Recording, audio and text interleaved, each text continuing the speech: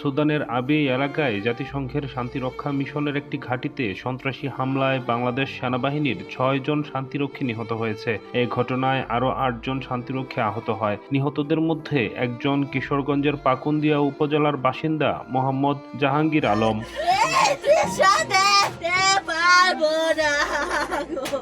জাহাঙ্গীর আলম পাকুন্দিয়া উপজেলার জাঙ্গালিয়া ইউনিয়নের তারাকান্দি মধ্যপাড়া গ্রামের মোহাম্মদ হযরত আলীর দ্বিতীয় ছেলে। তিনি বাংলাদেশ সেনাবাহিনীতে মেস ওয়েটার হিসেবে কর্মরত ছিলেন। গত ৭ নভেম্বর তিনি শান্তিরক্ষা মিশনে অংশ নিতে সুদানে যান। আমার কিছুদিন আগে ফোন দিতে বলতেছে আব্বা আমার অসুখ দেখে ধান টান লাগাই তোর টিয়া টুয়া দিই, আমি তোর দেমনে টিয়া 12টাই না 1টাই বাজে বেলা খবরটা পাইছি আমার ভাইটা সৌদি তারপরে এই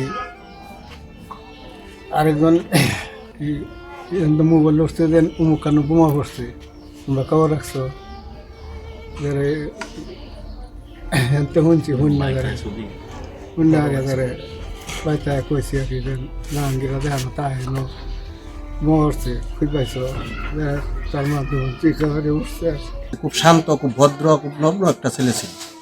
আসলে তার অকাল মৃত্যু আমরা কেউই মেনে নিতে পারছি না।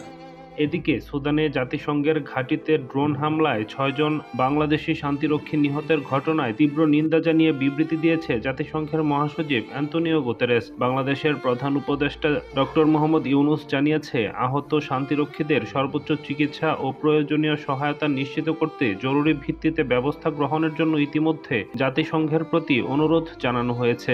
এই দুঃসময়ে সরকার শান্তিরক্ষীদের পরিবারগুলোর পাশে থাকবে।